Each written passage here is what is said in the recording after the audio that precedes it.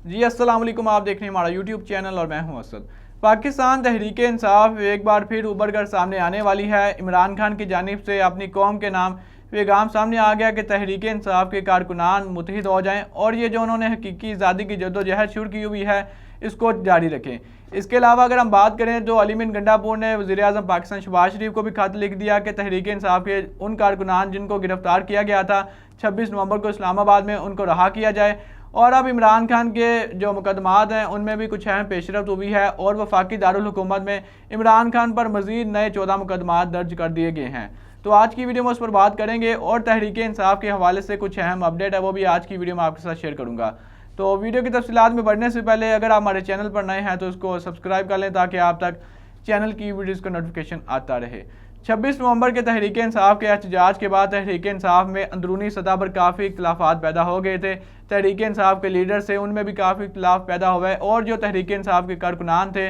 जो तहरीक इंसाफ के जो सपोर्टर थे, उनको भी अपने लीडर की जानिब से काफ़ी मायूसी का सामना करना पड़ा। लेकिन अब अली बिन गंडापुर ने दोबारा पार्टी को मजबूत करने के लिए, कारकुनान को मुत्तहिद करने के लिए अब दोबारा कदम उठाया और उन्होंने ये कदम उठाया कि तहरीक इंसाफ के जो साबिक रहनुमा थे आतिफ खान, उनको फ़ोन कॉल की और ये कहा कि हमें आपस के जो अंदरूनी इख्तिलाफात हैं उनको बुलाकर दोबारा पार्टी को मुत्तहिद करने के लिए मिल बैठ कर बातचीत करनी चाहिए। उनका ये कहना था कि हमारे आपस के इख्तिलाफात से पार्टी को काफ़ी नुकसान पहुंचा और हमें इसका एक मिल बैठ कर बातचीत करनी चाहिए ताकि पार्टी को कोई भी नुकसान ना हो और जो तहरीक इंसाफ के कारकुनान हैं, जो लीडर्स हैं, वो दोबारा मुत्तहिद हो जाएं और तहरीक इंसाफ दोबारा कामयाबी की तरफ गामजन हो जाए। ये अली बिन गंडापुर की जानिब से कॉल की गई थी और उन्होंने अपनी पार्टी के इख्तिलाफात को बुलाने के लिए ये पहला कदम उठाया, क्योंकि पार्टी के अंदर भी काफ़ी इख्तिलाफात पैदा हो गए थे। जो सलमान अकरम राजा, जो तहरीक इंसाफ की मरकज़ी क़यादत है, और बैरिस्टर गौहर को भी काफ़ी मायूसी का सामना करना पड़ा था उनके कारकुनान की जानिब से। लेकिन अब अली बिन गंडापुर ने दोबारा इन तमाम मामलात को कवर करने के लिए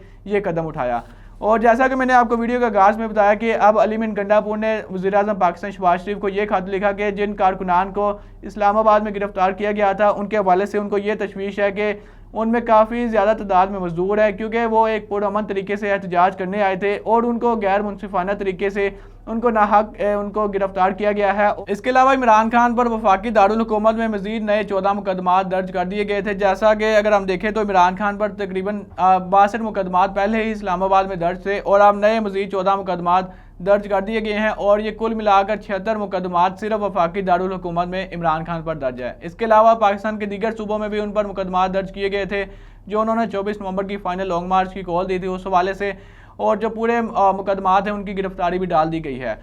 और गुज़िश्ता रोज़ इमरान खान के ट्विटर अकाउंट से एक पोस्ट सामने आती है जिसमें ये लिखा गया था कि इमरान खान ने अपनी कौम के नाम ये पैगाम दिया कि तहरीक इंसाफ के कारकुनान, तहरीक इंसाफ के जो भी सपोर्टर्स हैं वो दोबारा मुत्तहिद हो जाएं और ये जो उन्होंने हकीकी आज़ादी की जद्दोजहद शुरू की हुई थी इसको भी जारी रखें। ये इमरान खान के ट्विटर पोस्ट से ये की गई थी, ट्विटर के अकाउंट से ये पोस्ट की गई थी। इसके अलावा पोस्ट में यह भी लिखा गया था कि बुशरा बीबी ने इमरान खान की हदायत पर जो इस्लामाबाद की तरफ लॉन्ग मार्च किया, जो काफिला लेकर आए, ये तमाम तर इमरान खान की हदायत पर किया गया। इसके अलावा उसी ट्विटर पोस्ट में ये सुप्रीम कोर्ट से मुतालबा किया गया था कि वो एक जुडिशल कमेटी तश्कील दें ताकि जो 26 नवंबर को ये जो वाक़या पेश है, ये जो सानहा हुआ, उसकी मुकम्मल तौर पर तहकीकात की जाए ताकि जो तहरीक इंसाफ के जो कारकुनान है जिनको गिरफ्तार किया गया उनके खिलाफ, गिरफ्तार करने वालों के खिलाफ कानूनी कार्रवाई की जाए। क्योंकि इससे पहले यास्मीन राशिद भी सुप्रीम कोर्ट को एक खत लिख चुकी थी, उनका भी यही मुझसे मुतालबा था कि वो सुप्रीम कोर्ट एक दोबारा जुडिशल कमेटी तश्कील दे ताकि जो तहरीक इंसाफ के जो कारकुनान हैं जिनको नाहक और जिनकी खिलाफ वर्जी की गई उनके खिलाफ मुकम्मल तौर पर